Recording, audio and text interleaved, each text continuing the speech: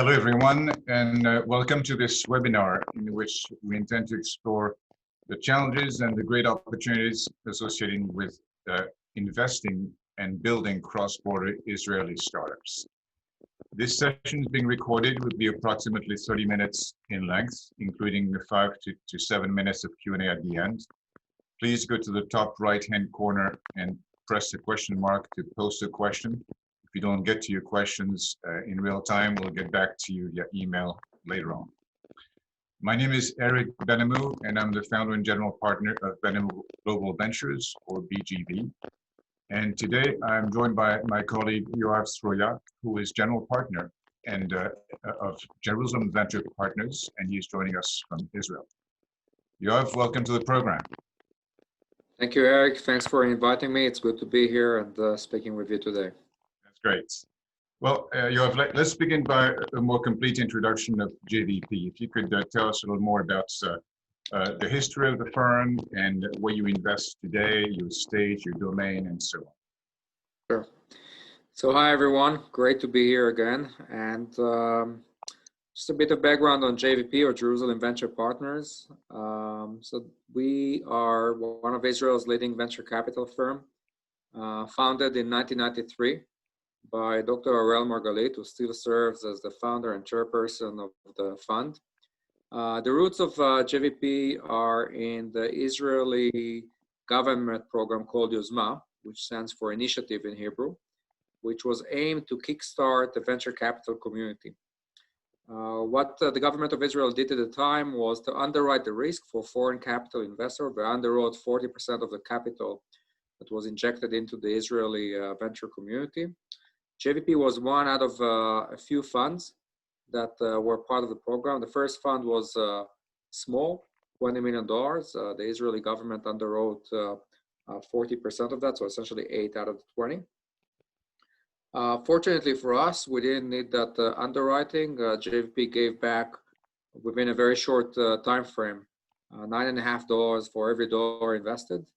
And I guess the rest is history. Today we manage just north of $1.5 billion. And throughout the years, we've invested that in about 150 or so companies. We have an active portfolio of close to 60. We also had close to 45 exits, including 13 IPOs and 32 M&As, for a total transaction value of those 45 companies of about $21 billion. If you do the quick math of 21 billion in proceeds to about 1.5 billion in total assets under management, the ratio is pretty good. And as a result of which, we were ranked repetitively as one of the top 10 global consistently performing funds across multiple vintage years and across multiple investment topics and themes with great returns. So fortunately for us, the first fund that we did, which I mentioned the performance of earlier, was not the only one with a top decile performance, and we continue to be ranked high. Now, this performance is driven of a very, I would say, or rather different investment strategy, which I'd be happy to elaborate on, Eric, if you think that's useful. For the audience. I think it would be appropriate so our audience understands your perspective on investments, particularly today. And please describe whether it has changed over the years based upon the changing environment. Yeah. So as an investor, we believe in building category leaders. Okay, that's our goal, very high level. Okay, to build category leader and to be a significant investor in such, you need to develop a multi-stage strategy. Right, so we're not only early stage investor, we're not only later stage investor, we're not only secondary investor, we're a true multi-stage investor, where our investments range from 1 million on the low end, the seed stage investment, all the way to about $50 million check size on the higher end, and everything in between, including secondaries. That allows us to cover the full gamut of company's life cycle and go with our investment, no matter where is our entry point, seed A, B, and up. We can go with the company all the way to the IPO, and even post-IPO transaction. It's not uncommon for us, even with IPOs, to hold on to the public position where many VCs actually hold or distribute the shares in kind to their LPs. We actually hold our public position for 2, 3, or more years in hopes that we can continue and add value to companies post IPO, still serving on their board and appreciate our shareholders' returns even further. So this multi-stage strategy is in the essence of what Erel Margalit instilled in the company, and we continue to practice that. But it also comes with a price that you need to pay.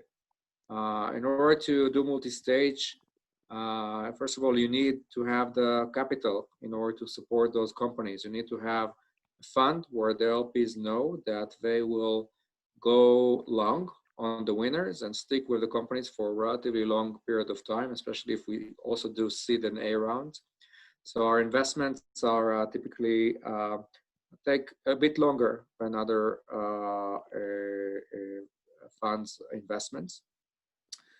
We also, in order to capitalize on this multi-stage strategy, we wind up having a relatively large ownership position in the companies that we invest in. So it's not uncommon for us to have more than 30% at the time of exit, whereas a lot of other VCs would go for a single stage strategy and wind up having 8, 10, 12% at the time of the exit. It's not uncommon for us to go and become much bigger. So a few publicly known examples, CyberArk, which we took public a few years back, we held 47% of the company just prior to its IPO. When we sold Optics to Avago, we held 53% of the company. When we sold Active to PayPal, we held 38% of the company. So it's not uncommon for us to hold relatively large ownership. Now, that kind of forces us to be much more hands-on in the way we operate the companies. So we are always on the boards. In some cases, we have more than one seat. We're very active in the management of the companies, trying to add value, work with the CEOs. We see that as a partnership between us, the founders, the management teams of the companies, for better or worse. Sometimes it pays off very nicely. Sometimes we keep on throwing good money after bad money, but that's our strategy, to go along and to build relatively large ownership positions, as I mentioned, including secondaries. Those large positions, again, force us to be focused. We cannot be generalist and provide added value to companies in multiple categories. Over the 27 years history of JVP, of course, those focus themes have changed somewhat. We used to do a lot in telecom in the 90s, and later on semiconductors and a bit of media in the previous decade. But over the last 12, 13 years, we've been focused mostly on cybersecurity, enterprise software, cloud, of course, infrastructure, and so forth. And we have a very strict process of adopting new themes, which is a multi-year decision for us. And currently, there are 2 up-and-coming categories that we're evaluating whether or not we want to double up on. Those include digital health and food tech and agri-tech. So that's in high level our focus areas. We also pride ourselves on aligning with a few strategic partners coming in from the markets that we focus on, and they can provide value to ourselves in evaluating the companies as well as to our companies in becoming strategic partners, distribution partners, co-investors, potentially also acquirers at the end of the day. So some of the names that have gone public with that our affiliation with JVP include in the past firms like Cisco and Alibaba and a few others, Tesco and others that throughout the years have collaborated with JVP, and that kind of brings us also the subject matter expertise that is so much needed once you go along on a specific category and build yourself ownership percentages in categories out of that space. So you have this, it's a highly differentiated strategy. I cannot think of any other Israeli fund that follows that strategy. Clearly has paid off for you, but how come it has not been imitated more often? Why is it that JVP is by itself in this category or this style of investment? I think, first of all, I think it's a strategy which requires a lot of trust from your LPs, okay? Because it takes a bit longer, I would say, than other strategies, and it limits to an extent the entrepreneurs and the companies and the focus areas that you go after. You can team up with entrepreneurs that truly want to build next generation category leaders. Of course, there are many, almost all entrepreneurs will tell you that they want to build category leaders, but many actually would want to, how do I call it, flip a company rather quickly, especially first-time entrepreneurs. That, for them, a $50 million, $100 million, $150 million exit where they still hold a few tenths of a percent in the company is a great outcome, for them personally.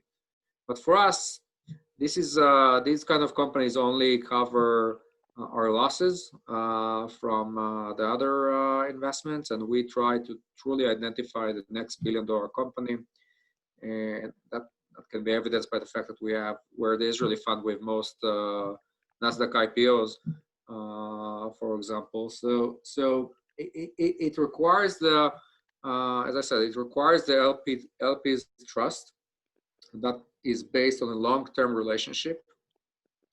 So a first-time, second-time fund would typically find it hard to persuade LPs on that strategy, also because they've not necessarily been able to build such category leaders and prove that they can successfully deploy capital through that strategy. It's harder to find entrepreneurs, and it forces you to be focused. And a lot of Israeli VCs, because of the size of the market, which if you look at the numbers, really the Israeli market is not big in terms of the number of companies. It's big per capita, but it's not big compared to other innovation hubs worldwide, whether it is in the US or China or so forth. And if you are focused, then you narrow the field of opportunities for yourself, which is, again, problematic for early stage or for first time kind of funds and so forth. So we see a lot of first time funds which are more generalist or adopt a tag-along strategy, which works well for them. But as I said, we have a different strategy. So when you talk about category leaders, this reminds me of the Nokia complex that so many people were complaining about in the 90s. There was a lot of interesting companies who were just sprinting to an exit, but never taking the time to build a company that goes the distance. Has this changed today, or is it more the goals that have changed? What's your perspective on this? Well, it has definitely changed.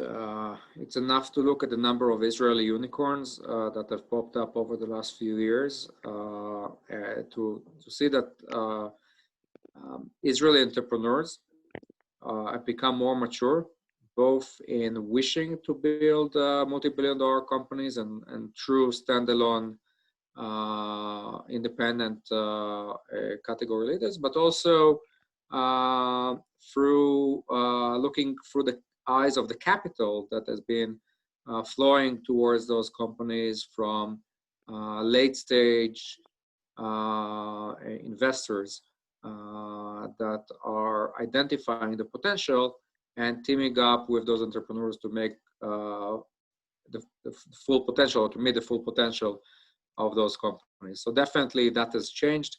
I think we're still, even with the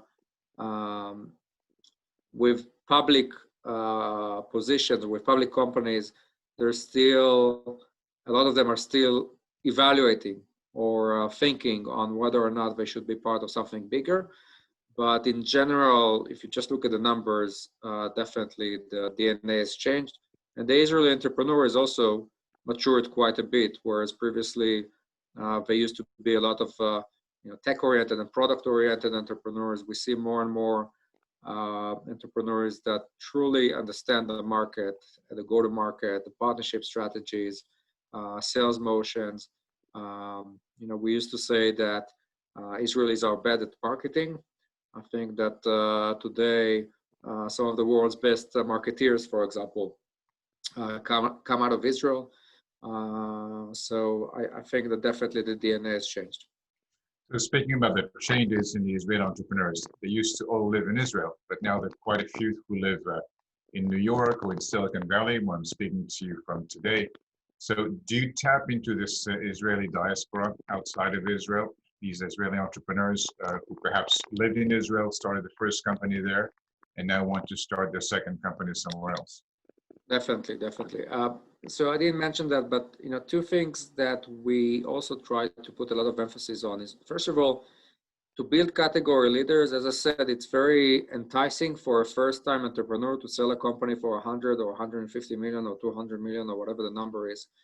And we try to team up with second-time and third-time entrepreneur. So a lot of the entrepreneurs that in the previous wave did a nice little exit for us actually are coming back to work with us on building their next initiative, their next company. And we try to identify those that are wishing to do so. And definitely many of them live abroad. And we kind of use our network to get to them at the right time and team up with them on building new companies.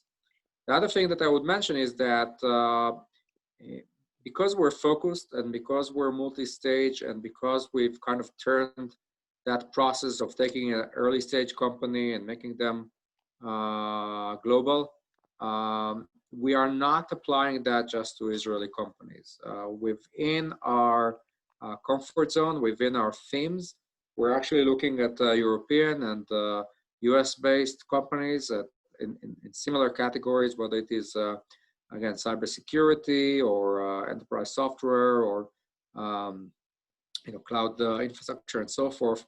We're looking for companies in those areas that are looking to partner with a leading investor that can help them achieve what we call the Israeli path, which is taking a tech differentiated company and really turning that into a category leader. So yes, we tap Israeli entrepreneurs globally, but we also tap European and other entrepreneurs. A great example of that would be a Swedish company called ClickTech that we invested in a few years back, eventually took them public on NASDAQ in the BI sector.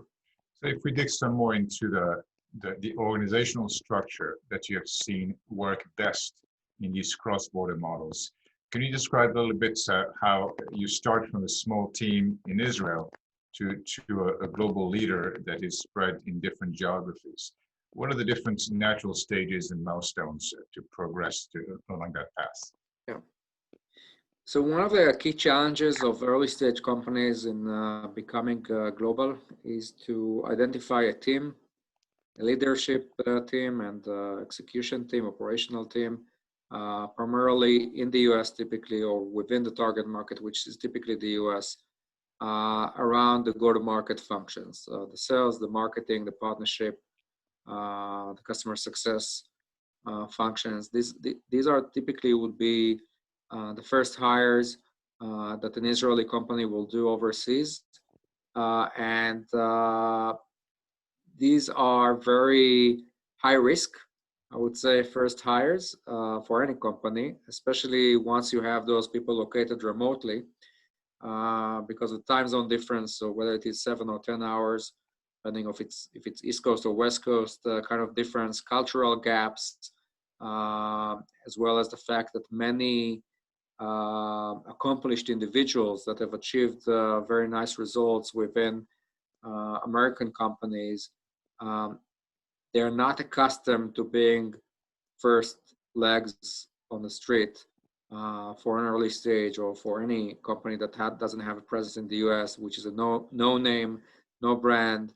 They need to fill the coffee machine in the morning, and make sure the cleaner comes after hours, and at the same time sell to executives that they are in touch with. So on top of the cultural gaps, obviously Israelis are a bit more strong-minded and I would say open, and less maybe politically correct at times. But so if you marry all of these, then definitely a challenge for an Israeli company to identify the right talent. We see many of them churning or through one or two iterations of those key hires, which is a very valuable or very costly process. This is why we put a lot of emphasis on hiring, and we have actually 2 full-time venture partners that are focused only on the executive leadership, both in terms of the hiring process as well as the development process, the kind of organizational development aspects of those companies, especially at those sensitive times where companies are shifting from one geography to the other. In that respect, we also very much believe that to shorten the cycle time, and every company has things that go well and things that don't go well for them, not just on the hiring side. To shorten the cycle time, we have opened our facility in New York to allow us to be much more hands-on with our companies. So we really love the fact that our entrepreneurs, CEOs are co-located with us in the same facility, so that we can have those very valuable informal interactions with them on a day-to-day basis, rather than just meet them once a week, once every fortnight, to make sure that we save on those very precious errors and shorten the cycle time, and can do quick fixes.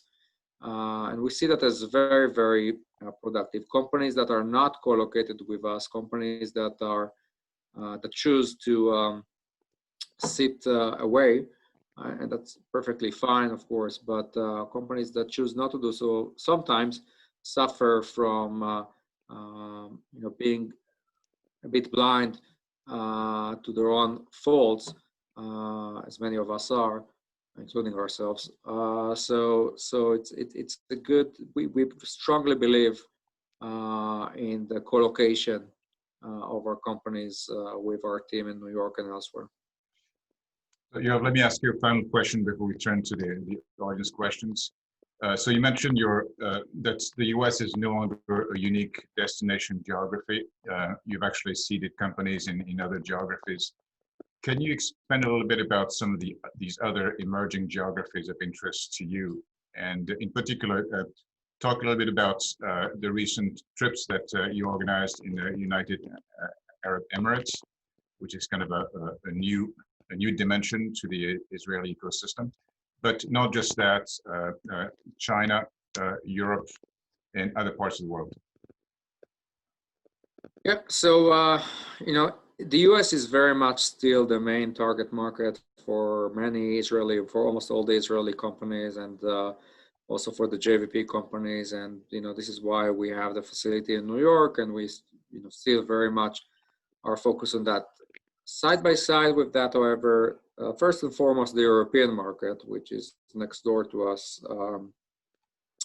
is undertapped by, I would say, many Israeli companies. Of course, the European market is not one holistic market. Each country is a bit different, despite the European Union kind of overarching rules and principles and laws. Still, selling in France or hiring in France is not the same as selling or hiring in Germany.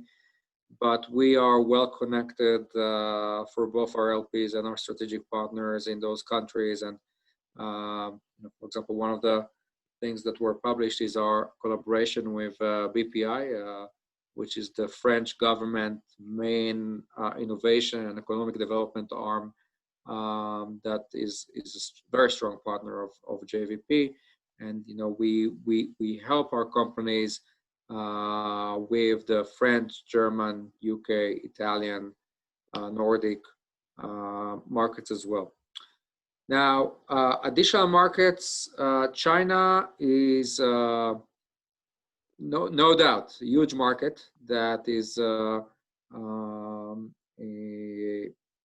super important for Israeli companies because of known geopolitical, I would say, issues. Some categories, may find it more problematic to work in China. For example, cybersecurity is still a challenge in terms of how we work with the Chinese market. Although I think that there are certain companies, even in those sensitive categories, can still work there via the right partnerships.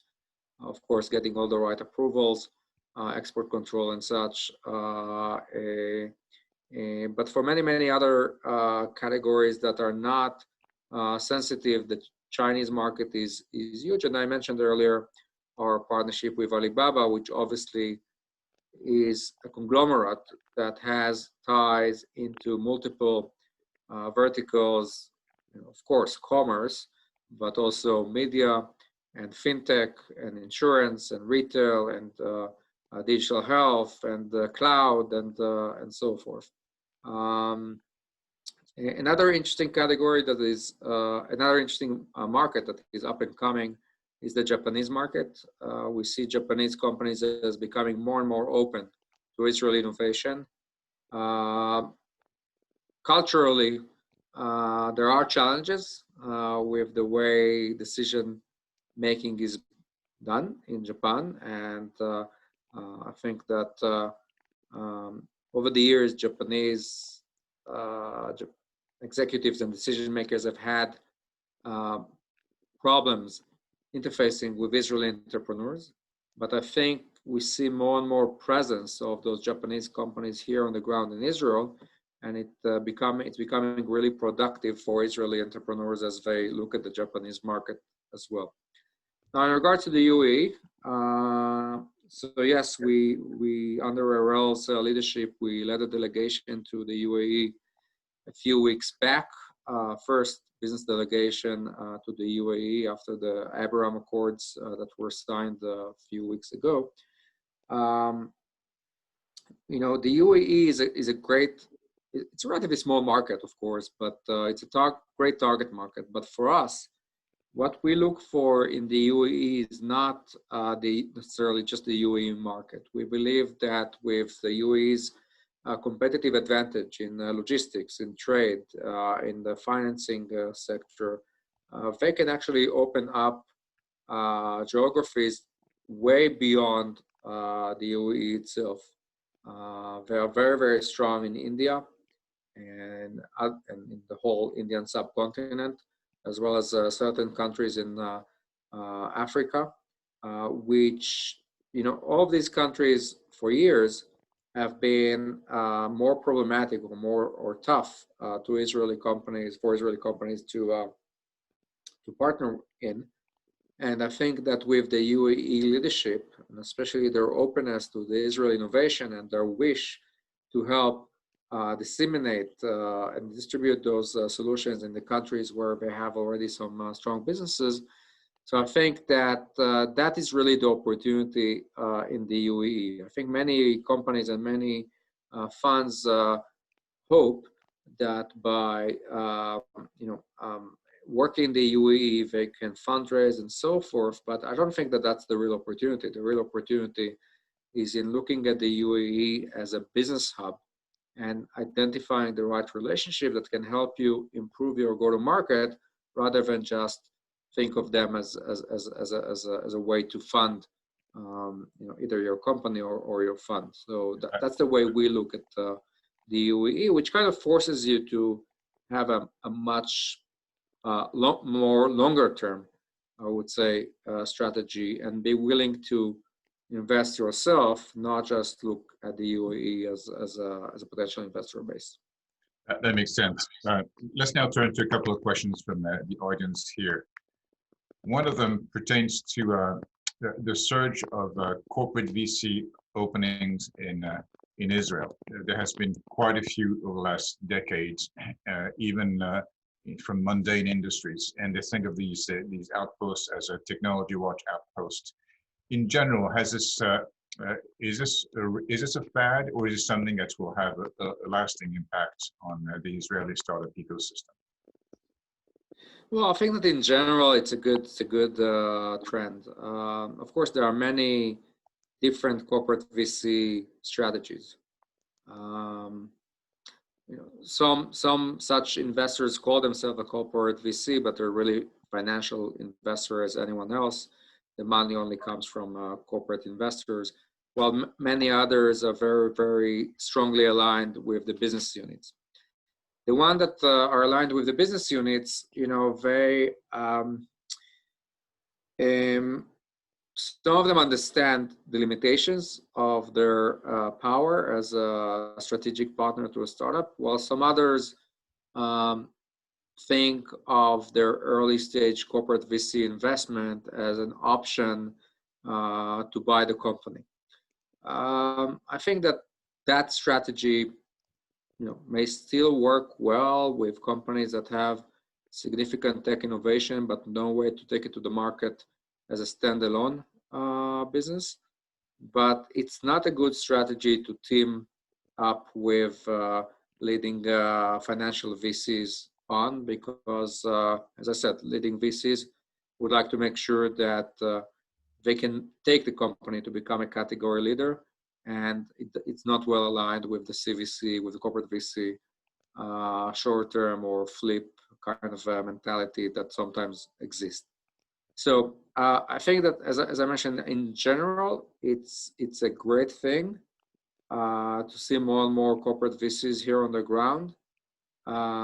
Many of them are very sensitive to executive leadership decisions on the corporate side, and their investment strategies change quite rapidly, which doesn't help them in positioning themselves as the right partner in the Israeli market. So I think consistent longer-term strategies are much more beneficial for those enterprises as they go into the Israeli market. And I think that they need to decide also what is the right value that they want to bring into the companies. And if the value is financial, they need to make sure that they have a general partner level person here on the ground that can really provide that value. If the value is more on the strategic end, they need to make sure that there are people here on the ground are well connected into the BUs and have a open channel of communication with the different strategic BU executives, which is a challenge with many of the corporate VCs that don't necessarily always are able to get the attention that they need in order to provide that strategic value to the startups. So let's pose the final question, and then we'll wrap it up. So obviously, this was a very unusual year, 2020, and hopefully 2021 will be a bit better. How has this affected the way you think about the investments? And has your general strategy been changed materially because of that? What has accelerated and what has slowed down or perhaps been eliminated? Yeah, so I think obviously 2020 was a defining year for many startups and for many investors. For us, it has been one of the most productive years in a long while. I think we did transaction in terms of the committed capital that is more than 3x what we have done in the previous years. We see many opportunities as a result of the market conditions where we have where we have startups with investors that are getting short on capital, and the companies still have a lot of potential. So a lot of growth stage investments have showed up in much more reasonable valuations than what we've seen in previous years. We took advantage a bit of that and actually built a very nice portfolio of growth companies moving forward. In parallel, we see more competition on the accomplished entrepreneurs and executives. So that's harder to secure those very much needed leadership individuals in your companies. And we see, I would say, a very conservative early stage investment market, and that kind of drives seed stage, A round stage valuations a bit down. 2019, the valuations were quite high. I think 2020 is a bit of a different market, but we still see a very significant flow of early stage companies being created. So that's encouraging, actually, to see that the entrepreneurial spirit has not gone away with COVID-19. Yeah, I agree with that. Well, we're going to have to leave it at that, Yoav. Our time is up. It has been a fascinating discussion, and I should have disclosed this up front. Yoav and I are partners on at least one major cybersecurity company, Secret Double Octopus, which is a good case study of all the points that you made today, and we'll look forward to partnering on a few more. So thank you very much. We couldn't get to all your questions. There are several others that were sent here, but we'll respond to them via email. Thanks again. Bye-bye. Thanks, Eric. Appreciate the time. Thank you. Thanks, everyone.